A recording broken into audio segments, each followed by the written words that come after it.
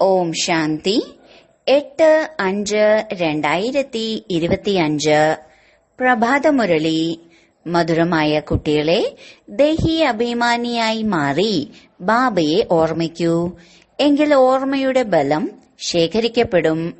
ഓർമ്മയുടെ ബലത്തിലൂടെ നിങ്ങൾക്ക് മുഴുവൻ വിശ്വത്തിന്റെയും രാജ്യം നേടാൻ സാധിക്കും.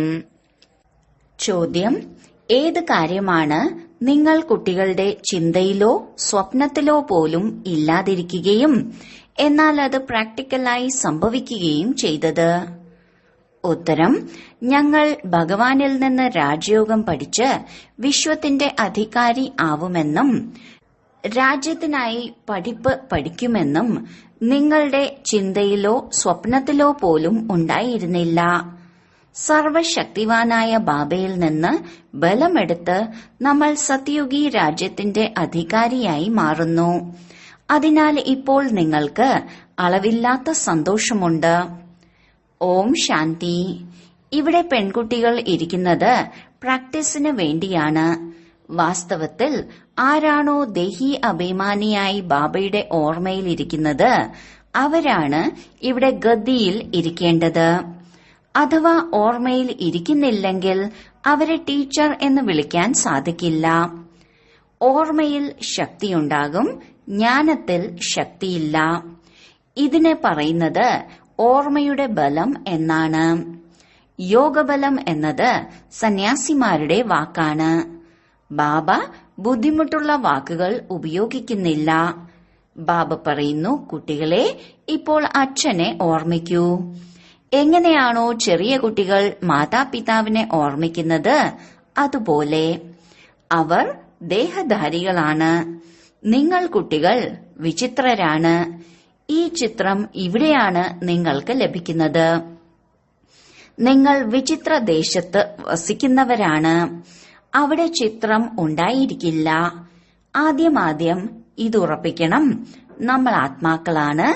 അതിനാലാണ് ബാബ പറയുന്നത്, കുട്ടികളെ, ദേഹി അഭിമാനിയായി മാറൂ. സ്വയം ആത്മാവാണെന്ന് നിശ്ചയിക്കൂ. നിങ്ങൾ നിർവാണ ദേശത്തു നിന്നും വന്നതാണ്. അത് നിങ്ങൾ സർവാത്മാക്കളുടെയും വീടാണ്. അവിടെ പാർട്ട് അഭിനയിക്കാൻ വന്നതാണ്. ആദ്യം ആരാണ് വരുന്നത്? ഇതും നിങ്ങളുടെ ബുദ്ധിയിലുണ്ട്. ലോകത്തിൽ ഈ ജ്ഞാനമുള്ള ആരുമില്ല. ഇപ്പോൾ ബാബ പറയുന്നു, എന്തെല്ലാം പഠിച്ചിട്ടുണ്ടോ അതെല്ലാം മറക്കൂ. കൃഷ്ണന്റെ മഹിമ, ഓരോരുത്തരുടെയും മഹിമ എത്ര ചെയ്തു. ഗാന്ധിയുടെ പോലും എത്ര മഹിമ പാടി. രാമരാജ്യം സ്ഥാപിച്ചിട്ട് പോയതുപോലെയാണ്. എന്നാൽ ശിവഭഗവാൻ പറയുന്നു, ആദി സനാതന രാജാ റാണിയുടെ രാജ്യത്തിൽ എന്ത് നിയമമാണോ ഉണ്ടായിരുന്നത് ബാബ രാജയോഗം പഠിപ്പിച്ച് രാജാ റാണിയാക്കി മാറ്റി. ഈ ഈശ്വരീയ ആചാര അനുഷ്ഠാനങ്ങളെ പോലും ഇല്ലാതാക്കി. പറഞ്ഞു, രാജ്യഭരണം വേണ്ട, ഞങ്ങൾക്ക് പ്രജകളെ ഭരിക്കുന്ന ഭരണം വേണം. ഇപ്പോൾ അതിന്റെ അവസ്ഥ എന്തായി? ദുഃഖം തന്നെ ദുഃഖമാണ്. പരസ്പരം കലഹിച്ചുകൊണ്ടിരിക്കുന്നു. അനേകം മതങ്ങളായി. ഇപ്പോൾ നിങ്ങൾ കുട്ടികൾ ശ്രീമതമനുസരിച്ച് രാജ്യം നേടുകയാണ്. ഇത്രയും ശക്തി നിങ്ങളിലുണ്ടാകും. അവിടെ ആയുധമേ ഉണ്ടാകില്ല. പേടിക്കേണ്ട ഒരു കാര്യവുമില്ല. ഈ ലക്ഷ്മി നാരായണന്മാരുടെ രാജ്യമുണ്ടായിരുന്നു. അദ്വൈത രാജ്യമായിരുന്നു. ശബ്ദം ഉയരാൻ 2 എന്നത് ഉണ്ടായിരുന്നില്ല. അതിനെയാണ് അദ്വൈത രാജ്യം എന്ന് പറയുന്നത്. നിങ്ങൾ കുട്ടികളെ ബാബ ദേവതയാക്കുകയാണ്. പിന്നീട് രാവണനിലൂടെ ദേവതയിൽ നിന്ന് അസുരനായി മാറുന്നു. ഇപ്പോൾ നിങ്ങൾ കുട്ടികൾക്കറിയാം, നമ്മൾ ഭാരതവാസികൾ മുഴുവൻ വിശ്വത്തിന്റെയും അധികാരികളായിരുന്നു. നിങ്ങൾക്ക് വിശ്വരാജ്യാധികാരം കേവലം ഓർമ്മയുടെ ബലത്തിലൂടെയാണ് ലഭിച്ചത്. ഇപ്പോൾ വീണ്ടും ലഭിക്കുകയാണ്. കൽപ്പകൽപ്പം ലഭിക്കുന്നു. ഓർമ്മയുടെ ബലത്തിലൂടെ മാത്രം. പഠിപ്പിലും ബലമുണ്ട്. വക്കീലാവുന്നത് ബലമല്ലേ? അത് കാലണയുടെ ബലമാണ്. നിങ്ങൾ യോഗബലത്തിലൂടെ വിശ്വത്തിനു മേൽ രാജ്യം ഭരിക്കുന്നു. സർവശക്തിവാനായ ബാബയിൽ നിന്ന് ബലം ലഭിക്കുന്നു. നിങ്ങൾ പറയുന്നു, ബാബ, ഞങ്ങൾ കൽപ്പകൽപ്പം അങ്ങയിൽ നിന്ന് സത്യോഗി സ്വരാജ്യം നേടുകയും പിന്നീട് നഷ്ടപ്പെടുത്തുകയും ചെയ്യുന്നു, വീണ്ടും നേടുന്നു. നിങ്ങൾക്ക് മുഴുവൻ ജ്ഞാനവും ലഭിച്ചിട്ടുണ്ട്. ഇപ്പോൾ നമ്മൾ ശ്രീമതത്തിലൂടെ ശ്രേഷ്ഠമായ വിശ്വരാജ്യം നേടുകയാണ്. വിശ്വവും ശ്രേഷ്ഠമായി മാറും. ഈ രചയിതാവിന്റെയും രചനയുടെയും ജ്ഞാനം ഇപ്പോൾ നിങ്ങൾക്കുണ്ട്. നമ്മൾ എങ്ങനെയാണ് രാജധാനി നേടിയത് എന്ന ജ്ഞാനം ഈ ലക്ഷ്മി നാരായണന്മാർക്ക് പോലും ഉണ്ടാകില്ല. ഇവിടെ നിങ്ങൾ പഠിക്കുന്നു, പിന്നീട് പോയി രാജ്യം നേടുന്നു. ആരെങ്കിലും നല്ല ധനവാന്റെ വീട്ടിൽ ജന്മമെടുത്താൽ പറയാറുണ്ടല്ലോ, ഇവർ മുൻ ജന്മത്തിൽ നല്ല കർമ്മങ്ങൾ ചെയ്തിട്ടുണ്ട്, ദാനപുണ്യം ചെയ്തിട്ടുണ്ട്. എങ്ങനെയാണോ കർമ്മം അതുപോലുള്ള ഫലം ലഭിക്കുന്നു. ഇപ്പോൾ ഇത് രാവണ രാജ്യമാണ്. ഇവിടെ എന്തെല്ലാം കർമ്മങ്ങൾ ചെയ്യുന്നോ അതെല്ലാം വികർമ്മമാകുന്നു. ഏണിപ്പടി താഴേക്ക് ഇറങ്ങുക തന്നെ ചെയ്യും. ഏറ്റവും വലിയ ഉയർന്നതിലും ഉയർന്ന ദേവീ ദേവതാ ധർമ്മത്തിലുള്ളവർക്ക് പോലും ഏണിപ്പടി ഇറങ്ങണം. സതോ രജോ തമോയിലേക്ക് വരണം. ഓരോ വസ്തുവും പുതിയതിൽ നിന്ന് പഴയതാകും. അതിനാൽ ഇപ്പോൾ നിങ്ങൾ കുട്ടികൾക്ക് അളവില്ലാത്ത സന്തോഷം ഉണ്ടായിരിക്കണം. നമ്മൾ വിശ്വത്തിന്റെ അധികാരിയാകും എന്നത് നിങ്ങളുടെ ചിന്തയിലോ സ്വപ്നത്തിലോ പോലും ഉണ്ടായിരുന്നില്ല. ഭാരതവാസികൾക്കറിയാം, ഈ ലക്ഷ്മി നാരായണന്മാർ മുഴുവൻ വിശ്വത്തിലും രാജ്യം ഭരിച്ചിരുന്നു. പൂജ്യരായിരുന്നു, പിന്നീട് പൂജാരിയായി മാറി. അങ്ങ് തന്നെ പൂജ്യൻ, അങ്ങ് തന്നെ പൂജാരി എന്ന് പാടുന്നുമുണ്ട്. ഇപ്പോൾ നിങ്ങളുടെ ബുദ്ധിയിൽ ഇതുണ്ടായിരിക്കണം. ഈ നാടകം വളരെ അത്ഭുതകരമാണ്. എങ്ങനെയാണ് നമ്മൾ 84 ജന്മങ്ങൾ എടുക്കുന്നത് എന്ന് ആർക്കും അറിയില്ല. ശാസ്ത്രങ്ങളിൽ 84 ലക്ഷം ജന്മം എന്ന് എഴുതിയിരിക്കുന്നു. ബാബ പറയുന്നു, ഇതെല്ലാം ഭക്തിമാർഗത്തിലെ പൊള്ളത്തരങ്ങളാണ്. രാവണ രാജ്യമല്ലേ?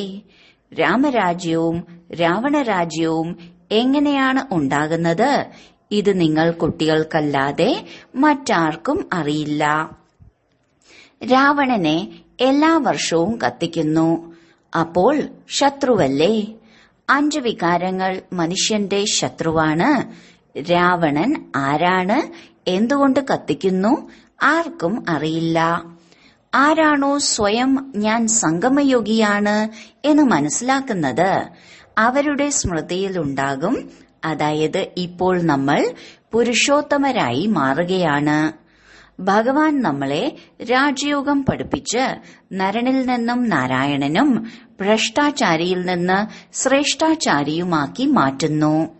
നിങ്ങൾ കുട്ടികൾക്കറിയാം, നമ്മെ ഉയർന്നതിലും ഉയർന്ന നിരാകാരനായ ഭഗവാനാണ് പഠിപ്പിക്കുന്നത്. എത്ര അളവറ്റ സന്തോഷം ഉണ്ടായിരിക്കണം. സ്കൂളിൽ വിദ്യാർത്ഥികളുടെ ബുദ്ധിയിൽ ഞങ്ങൾ വിദ്യാർത്ഥികളാണ് എന്ന കാര്യം ഉണ്ടാകുമല്ലോ. അവിടെ സാധാരണ ടീച്ചറാണ് പഠിപ്പിക്കുന്നത്. ഇവിടെയാണെങ്കിൽ നിങ്ങളെ ഭഗവാനാണ് പഠിപ്പിക്കുന്നത്. അപ്പോൾ പഠിപ്പിലൂടെ ഇത്രയും ഉയർന്ന പദവി ലഭിക്കുന്നു. അപ്പോൾ വളരെ നന്നായി പഠിക്കേണ്ടേ? വളരെ സഹജമാണ്. രാവിലെ അരമണിക്കൂറോ 3/4 മണിക്കൂറോ പഠിക്കണം. മുഴുവൻ ദിവസവും ജോലിക്കാര്യങ്ങളിൽ ഏർപ്പെട്ട് ഓർമ്മ വിട്ടുപോകുന്നു. അതിനാൽ അതിരാവിലെ ഇവിടെ വന്ന് ഓർമ്മയിലിരിക്കുന്നു. പറയുന്നു, ബാബയെ അതീവ സ്നേഹത്തോടെ ഓർമ്മിക്കൂ. ബാബ, അങ്ങ് ഞങ്ങളെ പഠിപ്പിക്കാനായി വന്നതാണ്. ഇപ്പോൾ ഞങ്ങൾക്ക് മനസ്സിലായി, അങ്ങ് 5000 വർഷങ്ങൾക്ക് ശേഷം വന്ന് പഠിപ്പിക്കുകയാണ്. ബാബയുടെ അടുത്തേക്ക് കുട്ടികൾ വരുമ്പോൾ ബാബ ചോദിക്കുന്നു, മുൻപെപ്പോഴാണ് കണ്ടത്? ഇങ്ങനെ ഒരു ചോദ്യം ഒരു സാധു സന്യാസിക്കും ഒരിക്കലും ചോദിക്കാൻ സാധിക്കില്ല. അവിടെ സത്സംഗത്തിൽ ആരാഗ്രഹിക്കുന്നുവോ അവർ ചെന്നിരിക്കുന്നു. വളരെയധികം പേരെ കണ്ട് എല്ലാവരും ഉള്ളിലേക്ക് കയറുന്നു. നിങ്ങളും ഇപ്പോൾ മനസ്സിലാക്കുന്നു. നമ്മൾ ഗീത, രാമായണം മുതലായവ എത്ര സന്തോഷത്തോടെ ചെന്ന് കേട്ടിരുന്നു. അതെല്ലാം ഭക്തിയുടെ സന്തോഷമാണ്. വളരെ സന്തോഷത്തോടെ നൃത്തം വെച്ചിരുന്നു. എന്നാൽ വീണ്ടും താഴെ വീണുകൊണ്ടിരുന്നു. വ്യത്യസ്ത രീതിയിലുള്ള ഹഠയോഗങ്ങൾ ചെയ്തുകൊണ്ടിരുന്നു. ആരോഗ്യത്തിനു വേണ്ടിയാണ് എല്ലാം ചെയ്തത്. അതിനാൽ ബാബ പറയുന്നു, ഇതെല്ലാം ഭക്തിമാർഗത്തിലെ ആചാര അനുഷ്ഠാനങ്ങളാണ്. രചയിതാവിനെയും രചനയെയും ആരും അറിയുന്നില്ല. എങ്കിൽ പിന്നെ ബാക്കി എന്താണുള്ളത്? രചയിതാവിനെയും രചനയെയും അറിയുന്നതിലൂടെ നിങ്ങൾ എന്താകുന്നു? പിന്നെ നിങ്ങൾ അറിയാത്തതിനാൽ എന്തായി മാറിയിരിക്കുന്നു? നിങ്ങൾ അറിയുന്നതിലൂടെ സമ്പന്നരായി മാറുന്നു. അറിയാത്തതിനാൽ അതേ ഭാരതവാസികൾ പാപ്പരായി മാറിയിരിക്കുന്നു, ബുദ്ധിമുട്ടിക്കൊണ്ടിരിക്കുന്നു. എന്തെല്ലാമാണ് ലോകത്ത് സംഭവിച്ചുകൊണ്ടിരിക്കുന്നത്? എത്ര പണവും സ്വർണവും കൊള്ളയടിക്കുന്നു. ഇപ്പോൾ നിങ്ങൾ കുട്ടികൾക്കറിയാം, അവിടെ നമ്മൾ സ്വർണ കൊട്ടാരങ്ങൾ നിർമ്മിക്കും. വക്കീലാവാൻ പഠിച്ചാൽ ഉള്ളിലുണ്ടാകുമല്ലോ, ഞാനും പരീക്ഷ പാസ്സായി പിന്നീട് ഇത് ചെയ്യും, വീട് വയ്ക്കും. നമ്മൾ സ്വർഗത്തിലെ രാജകുമാരി രാജകുമാരനായി മാറാനായി പഠിക്കുകയാണ് എന്നത് എന്തുകൊണ്ടാണ് നിങ്ങൾക്ക് ബുദ്ധിയിൽ വരാത്തത്? എത്ര സന്തോഷമുണ്ടായിരിക്കണം. എന്നാൽ പുറത്തിറങ്ങുമ്പോഴേക്കും സന്തോഷം അപ്രത്യക്ഷമാകും. ചെറിയ ചെറിയ പെൺകുട്ടികൾ ഈ ജ്ഞാനത്തിൽ മുഴുകും. ബന്ധുക്കളൊന്നും മനസ്സിലാക്കില്ല. മന്ത്രവാദമാണ് എന്ന് പറഞ്ഞ് ഞങ്ങൾ പഠിക്കാൻ അനുവദിക്കില്ല എന്ന് പറയും. ഈ അവസ്ഥയിൽ ഏതുവരെ പ്രായപൂർത്തിയാവുന്നില്ലയോ അത്രയും സമയം മാതാപിതാക്കൾ പറയുന്നത് അനുസരിക്കേണ്ടതായി വരും. നമുക്ക് സ്വീകരിക്കാൻ കഴിയില്ല. ധാരാളം പ്രശ്നങ്ങൾ ഉണ്ടാകും. ആരംഭത്തിൽ എത്ര പ്രശ്നങ്ങൾ ഉണ്ടായി? പെൺകുട്ടി പറയും, എനിക്ക് 18 വയസ്സായി. അച്ഛൻ പറയും, ഇല്ല, 16 വയസ്സേ ആയുള്ളൂ, പ്രായപൂർത്തിയായിട്ടില്ല. വഴക്കുണ്ടാക്കി പിടിച്ചുകൊണ്ടു പോകുമായിരുന്നു. ബാലിക എന്നാൽ പിതാവിന്റെ ആജ്ഞ അനുസരിച്ച് നടക്കണം എന്നാണ്. യുവ അവസ്ഥയിലെത്തിയാൽ എന്താഗ്രഹിക്കുന്നുവോ അതുപോലെ ചെയ്യാം. നിയമവുമുണ്ടല്ലോ. ബാബ പറയുന്നു, നിങ്ങൾ എപ്പോൾ ബാബയുടെ അടുത്തേക്ക് വരുന്നുവോ അതിന് നിയമമുണ്ട്. തന്റെ ലൗകിക പിതാവിൽ നിന്ന് കത്ത് കൊണ്ടുവരണം. പിന്നീട് പെരുമാറ്റവും നോക്കണം. പെരുമാറ്റം നല്ലതല്ലെങ്കിൽ തിരികെ പോകേണ്ടതായി വരും. കളിയിലും ഇങ്ങനെ സംഭവിക്കാറുണ്ട്. ശരിക്ക് കളിക്കുന്നില്ലെങ്കിൽ അവരോട് പുറത്തു പോകാൻ പറയും. അഭിമാനം നഷ്ടപ്പെടുത്തും. നിങ്ങൾ കുട്ടികൾക്ക് ഇപ്പോൾ നമ്മൾ യുദ്ധമൈതാനത്തിലാണ് എന്നറിയാം. കൽപ്പകൽപ്പം ബാബ വന്ന് നമുക്ക് മായയുടെ മേൽ വിജയം നേടിത്തരുന്നു. പ്രധാന കാര്യം പാവനമായി മാറുന്നതാണ്. വികാരത്താലാണ് പതീതമായി മാറിയത്. ബാബ പറയുന്നു, കാമം മഹാശത്രുവാണ്. ഇത് ആദി മധ്യ അന്ത്യം ദുഃഖം നൽകുന്നതാണ്.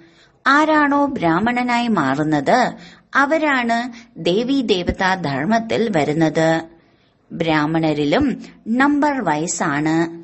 പ്രകാശത്തിന് ചുറ്റും ശലഭങ്ങൾ വരും. ചിലർ എരിഞ്ഞു മരിക്കും. ചിലത് വറ്റൻ ചുറ്റി പറന്നുപോകും. ഇവിടെയും വന്നിരിക്കുന്നു. ചിലർ പൂർണമായും അർപ്പണമാകും. ചിലർ കേട്ടിട്ടു പോകും. മുൻപ് രക്തം കൊണ്ട് പോലും എഴുതി തരുമായിരുന്നു, ബാബ ഞാൻ അങ്ങയുടേതാണ്. എന്നിട്ടും മായ തോൽപ്പിക്കുന്നു. മായയുടെ യുദ്ധം അത്രയും നടക്കുന്നു. ഇതിനെ തന്നെയാണ് യുദ്ധസ്ഥലം എന്ന് പറയുന്നത്. ഇതും നമ്മൾ മനസ്സിലാക്കുന്നു. പരംപിത പരമാത്മാവ് ബ്രഹ്മാവിലൂടെ മുഴുവൻ വേദശാസ്ത്രങ്ങളുടെയും സാരം മനസ്സിലാക്കി തരുന്നു. ചിത്രങ്ങൾ അനേകം നിർമ്മിച്ചിട്ടുണ്ടല്ലോ. നാരദന്റെ ഉദാഹരണവും ഈ സമയത്തേതാണ്. എല്ലാവരും പറയുന്നു, ഞാൻ ലക്ഷ്മി അഥവാ നാരായണനായി മാറും. ബാബ പറയുന്നു, തന്റെ ഉള്ളിലേക്ക് നോക്കൂ. ഞാൻ യോഗ്യനാണോ? എന്റെ ഉള്ളിൽ ഒരു വികാരവും ഇല്ലല്ലോ. നാരദനെ പോലെ എല്ലാവരും ഭക്തരല്ലേ? ഇതൊരു ഉദാഹരണം എഴുതിയിരിക്കുകയാണ്. എപ്പോൾ ജ്ഞാനം കേൾക്കുന്നുവോ അപ്പോഴേ സദ്ഗതി നേടാൻ സാധിക്കൂ. പതിത പാവനനായ ഞാൻ തന്നെയാണ് സർവരുടെയും സദ്ഗതി ചെയ്യുന്നത്. ഇപ്പോൾ നിങ്ങൾ മനസ്സിലാക്കുന്നുണ്ട്, ബാബ നമ്മളെ രാവണ രാജ്യത്തിൽ നിന്ന് രക്ഷിക്കുകയാണ്. അത് ഭൗതിക യാത്രയാണ്. ഭഗവാൻ പറയുന്നു, മന്മനാ ഭവ. അത്രമാത്രം. ഇവിടെ ക്ഷീണിക്കേണ്ട ആവശ്യമില്ല. പകുതി കൽപ്പം ബ്രഹ്മാവിന്റെ പകലും പകുതി കൽപ്പം ബ്രഹ്മാവിന്റെ രാത്രിയുമാണ്. നിങ്ങൾ മനസ്സിലാക്കുന്നുണ്ട്, നമ്മൾ എല്ലാ ബികെകളുടെയും പകുതി കൽപ്പം ഇപ്പോൾ പകലാകും. നമ്മൾ സുഖധാമത്തിലായിരിക്കും. ഇപ്പോൾ നിങ്ങൾ കുട്ടികൾക്കറിയാം, നമ്മൾ ഏറ്റവും വലിയ ധനികരാകുന്നു. അപ്പോൾ എത്ര സന്തോഷമുണ്ടാകണം. നിങ്ങളെല്ലാവരും ആദ്യം പരുക്കൻ കല്ലുകളായിരുന്നു. ഇപ്പോൾ ബാബ ഉലയിൽ വെക്കുകയാണ്. ബാബ സ്വർണ പണിക്കാരൻ കൂടെയാണല്ലോ. ഡ്രാമയനുസരിച്ച് ബാബ അനുഭവിയായ രഥത്തെയാണ് എടുത്തിരിക്കുന്നത്. ഗ്രാമത്തിലെ ബാലകൻ എന്ന പാട്ടുമുണ്ട്. ഗ്രാമത്തിലെ ബാലകൻ എന്ന പാട്ടുമുണ്ട്. കൃഷ്ണൻ എങ്ങനെ ഗ്രാമത്തിലെ ബാലകനാകും? കൃഷ്ണൻ സത്യയുഗത്തിലായിരുന്നു. കൃഷ്ണനെ തൊട്ടിലിൽ ആട്ടുന്നു, കിരീടം അണിയിക്കുന്നു. പിന്നീട് എങ്ങനെ ഗ്രാമത്തിലെ ബാലകൻ എന്ന് പറയും? ഗ്രാമത്തിലെ ബാലകൻ കറുത്തതായിരിക്കും. ഇപ്പോൾ സുന്ദരനാകാൻ വന്നിരിക്കുകയാണ്. ബാബ ജ്ഞാനത്തിന്റെ ചിതയിൽ ഇരുത്തുകയല്ലേ? ഈ സത്സംഗം ഓരോ കൽപ്പത്തിലും ഒരു തവണ മാത്രമാണ് ലഭിക്കുന്നത്. ബാക്കിയുള്ളതെല്ലാം അസത്യമായ സംഘങ്ങളാണ്. അതിനാലാണ് ബാബ പറയുന്നത്, മോശമായത് കേൾക്കരുത്. എവിടെയാണോ നിങ്ങളുടെയും എന്റെയും ഗ്ലാനി ചെയ്തുകൊണ്ടിരിക്കുന്നത്, അവരുടെ കാര്യങ്ങൾ കേൾക്കരുത്. ഏത് കുമാരിമാരാണോ ജ്ഞാനത്തിലേക്ക് വരുന്നത്, അവർക്ക് പറയാൻ കഴിയും, അതായത് ഞങ്ങൾക്ക് അച്ഛന്റെ സ്വത്തിനുമേൽ അവകാശമുണ്ട്. എന്തുകൊണ്ട് നമുക്ക് ഭാരതത്തിന്റെ സേവാർത്ഥം അവരെ കൊണ്ട് സെന്റർ തുറപ്പിച്ചുകൂടാ? കന്യാദാനം തീർച്ചയായും ചെയ്യണമല്ലോ. ആ ഭാഗം ഞങ്ങൾക്ക് തന്നാൽ ഞങ്ങൾ സെന്റർ തുറക്കും. ധാരാളം പേരുടെ മംഗളമുണ്ടാകും. ഇങ്ങനെയുള്ള യുക്തികൾ രചിക്കണം. ഇതാണ് നിങ്ങളുടെ ഈശ്വരീയ മിഷൻ. നിങ്ങൾ കല്ല് ബുദ്ധികളെ പവിഴ ബുദ്ധിയാക്കി മാറ്റുന്നു. ആരാണോ നമ്മുടെ ധർമ്മത്തിലുള്ളത് അവർ വരും. ഒരു വീട്ടിൽ തന്നെ ദേവീദേവതാ ധർമ്മത്തിലെ പൂക്കൾ വരും. ബാക്കിയുള്ളവർ വരില്ല. പരിശ്രമം തോന്നുന്നില്ലേ? ബാബ മുഴുവൻ ആത്മാക്കളെയും പാവനമാക്കി മാറ്റി എല്ലാവരെയും കൊണ്ടുപോകും. അതിനാൽ ബാബ മനസ്സിലാക്കി തന്നിട്ടുണ്ട്, സംഗമത്തിന്റെ ചിത്രം കാണിക്കൂ. ഒരു ഭാഗത്ത് കലിയുഗവും മറുഭാഗത്ത് സത്യയുഗവുമാണ്. സത്യയുഗത്തിൽ ദേവതകളാണ്, കലിയുഗത്തിൽ അസുരന്മാരും. ഇതിനെ പുരുഷോത്തമ സംഗമയുഗം എന്നാണ് പറയുന്നത്. ബാബ തന്നെയാണ് പുരുഷോത്തമനാക്കി മാറ്റുന്നത്. ആരാണോ പഠിക്കുന്നത് അവർ സത്യയുഗത്തിലേക്ക് വരും. ബാക്കി എല്ലാവരും മുക്തിധാമത്തിലേക്ക് പോകും. പിന്നീട് തന്റേതായ സമയത്ത് വരും. ഈ ചക്രത്തിന്റെ ചിത്രം വളരെ നല്ലതാണ്. കുട്ടികൾക്ക് സേവനത്തിനുള്ള ലഹരി ഉണ്ടായിരിക്കണം. ഞാൻ ഇങ്ങനെയുള്ള സേവനം ചെയ്ത് പാവങ്ങളെ ഉദ്ധരിച്ച് അവരെ സ്വർഗത്തിന്റെ അധികാരിയാക്കി മാറ്റും. ശരി, വളരെ കാലത്തെ വേർപാടിന് ശേഷം തിരികെ കിട്ടിയ മധുരമധുരമായ കുട്ടികൾക്ക് മാതാവും പിതാവുമായ ബാബ്ദാദയുടെ സ്നേഹസ്മരണകളും സുപ്രഭാതവും. ആത്മീയ അച്ഛന്റെ ആത്മീയ കുട്ടികൾക്ക് നമസ്കാരം. ധാരണയ്ക്കുള്ള മുഖ്യസാരം: 1. സ്വയം തന്നെ നോക്കണം, എനിക്ക് ശ്രീ ലക്ഷ്മി ശ്രീനാരായണന് സമാനമാകാൻ സാധിക്കുമോ? എന്റെ ഉള്ളിൽ ഒരു വികാരവും ഇല്ലല്ലോ. ചുറ്റിക്കറങ്ങുന്ന ശലഭമാണോ അതോ സമർപ്പണമാകുന്നതാണോ? ബാബയുടെ പേര് മോശമാകുന്ന തരത്തിലുള്ള പെരുമാറ്റമൊന്നുമില്ലല്ലോ. 2. അളവില്ലാത്ത സന്തോഷത്തിലിരിക്കണം. അതിരാവിലെ പ്രേമത്തോടെ ബാബയെ ഓർമ്മിക്കണം. മാത്രമല്ല പഠിക്കുകയും വേണം. ഭഗവാൻ നമ്മളെ പഠിപ്പിച്ച് പുരുഷോത്തമരാക്കി മാറ്റുകയാണ്. നമ്മൾ സംഗമയുഗികളാണ് എന്ന ലഹരിയിൽ കഴിയണം. വരദാനം: സർവഗുണങ്ങളെയും അനുഭവം ചെയ്തുകൊണ്ട് ബാബയെ പ്രത്യക്ഷപ്പെടുത്തുന്ന അനുഭവി മൂർത്തരായി ഭവിക്കട്ടെ. ബാബയിൽ നിന്നുമുള്ള എല്ലാ ഗുണങ്ങളുടെയും അനുഭവി മൂർത്തരായി മാറൂ. ബാബ ആനന്ദത്തിന്റെ സാഗരനാണ്. അപ്പോൾ താങ്കൾ കുട്ടികൾ ആ ആനന്ദത്തിന്റെ സാഗരത്തിന്റെ അലകളിൽ ഊഞ്ഞാലാടിക്കൊണ്ടിരിക്കൂ. ആര് താങ്കളുടെ സമ്പർക്കത്തിൽ വരികയാണെങ്കിലും അവർക്ക് ആനന്ദം, പ്രേമം, സുഖം അങ്ങനെ എല്ലാ ഗുണങ്ങളുടെയും അനുഭൂതി ചെയ്യിക്കൂ. ഇങ്ങനെ സർവഗുണങ്ങളുടെയും അനുഭവി മൂർത്തരാകുമ്പോൾ താങ്കളിലൂടെ ബാബയുടെ പ്രത്യക്ഷത ഉണ്ടാകുന്നു. എന്തെന്നാൽ താങ്കൾ മഹാൻ ആത്മാക്കൾക്ക് മാത്രമേ പരമാത്മാവിനെ തന്റെ അനുഭവങ്ങളിലൂടെ പ്രത്യക്ഷമാക്കാൻ കഴിയുകയുള്ളൂ. സ്ലോഗൻ: കാരണങ്ങളെ നിവാരണങ്ങളാക്കി പരിവർത്തനം ചെയ്ത് അശുഭ കാര്യങ്ങൾ ശുഭകാര്യങ്ങളാക്കി ഉയർത്തൂ. അവ്യക്ത സൂചന: ആത്മീയമായ അന്തസ്സിന്റെയും പവിത്രതയുടെയും വ്യക്തിത്വത്തെ തന്റേതാക്കി മാറ്റൂ. ബ്രാഹ്മണരുടെ ജീവിതവും പൊതുജീവനും പവിത്രതയാണ്. ആദി അനാദി സ്വരൂപം തന്നെ പവിത്രതയാണ്. ഞാൻ ആദി അനാദി പവിത്ര ആത്മാവാണ് എന്ന സ്മൃതിയാണ് ആദ്യം ഉണ്ടാകുന്നത്. സ്മൃതി ഉണ്ടാവുക അർത്ഥം പവിത്രതയുടെ ബലം ലഭിക്കുക എന്നാണ്. സ്മൃതി സ്വരൂപവും സമർത്ഥ സ്വരൂപവുമായ ആത്മാക്കൾ സ്വാഭാവികമായും പവിത്ര സംസ്കാരങ്ങൾ ഉള്ളവരായിരിക്കും. ഇങ്ങനെയുള്ള സ്വാഭാവിക സംസ്കാരങ്ങളെ പുറമേക്ക് കൊണ്ടുവന്ന് പവിത്രതയാകുന്ന വ്യക്തിത്വത്തെ തന്റേതാക്കി മാറ്റൂ.